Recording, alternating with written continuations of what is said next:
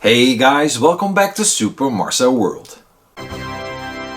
So I've finally seen Wonder Woman 84. It took a long time for me to be able to see it legally, but now it has finally been released on disc, so finally I was able to check it out. So what did I like and what didn't I like? I'll tell you in this review. Here we go. The story. As Wonder Woman, she tries to stay under the radar, but as Diana Prince, she resumes her work as an archaeologist. An ancient wishing stone is discovered and it makes her #1 wish come true. It brings her great love Steve back from the dead. The stone also slowly transforms her co-worker Barbara. But what they don't know is the wishes come with a prize. When Maxwell Lord, a power-hungry entrepreneur, gets his hands on the stone, a series of disastrous events are set in motion. What I like, Gal Gadot. I absolutely love Gal Gadot in this role.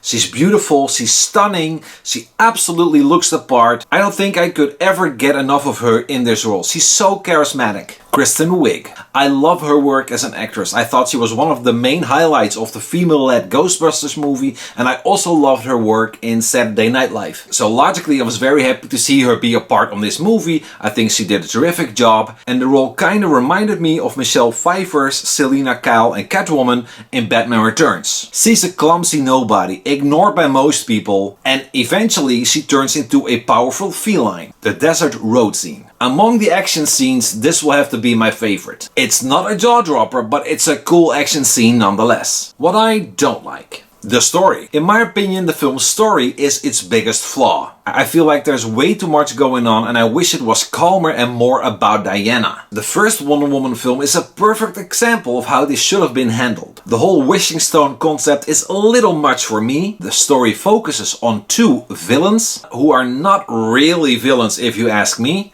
and they bring back Steve, which is another element that didn't really sit right with me, but I'll get back to that. Some action shots. Now there are some really cool action sequences in this film, as you would expect, and while I really like them, I can't say that I love them. They just did not get me on the edge of my seat, and I feel like I'm really easy to impress. If you allow me to nitpick, I'll have to say that some action shots didn't really work for me. They would have some shots here and there that just didn't look right.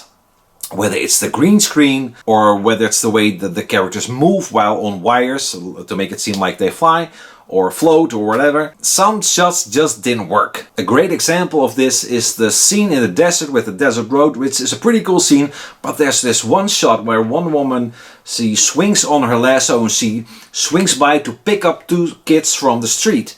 And the way the children and Wonder Woman have their impact and she carries them on, there's something so unnatural about that shot, it just doesn't look right. And that immediately took me out of it. It looked very unnatural. Also, there's a shot in the same scene where Wonder Woman stops a bullet with her lasso. It just misses her, it goes towards Steve, she turns around and throws the lasso, and it's all slow motion, and the lasso just goes around the bullet and wraps it around and pulls it away. That shot had me go like, really? I thought that was way too much. It would have been much cooler if she whoosh, whipped it out of the air.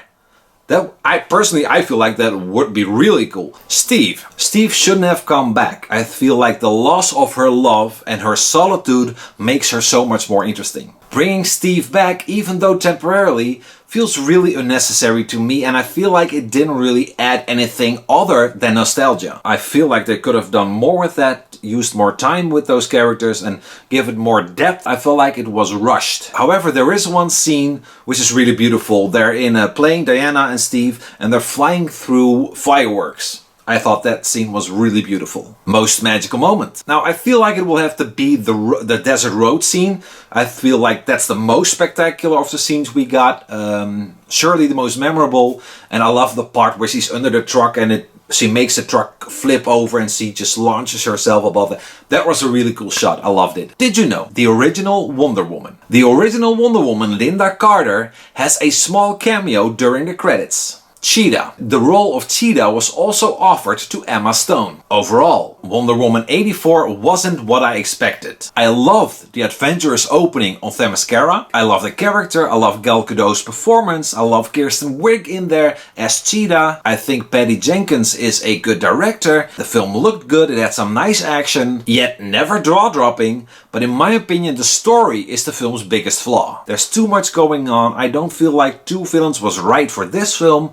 They should have just focused on one villain, give that villain more time and more depth, and also focus more on Diana, okay, in this case also on Steve and their relationship. I felt like a lot of those things were a little rushed. I feel like they shouldn't have brought Steve back from the dead.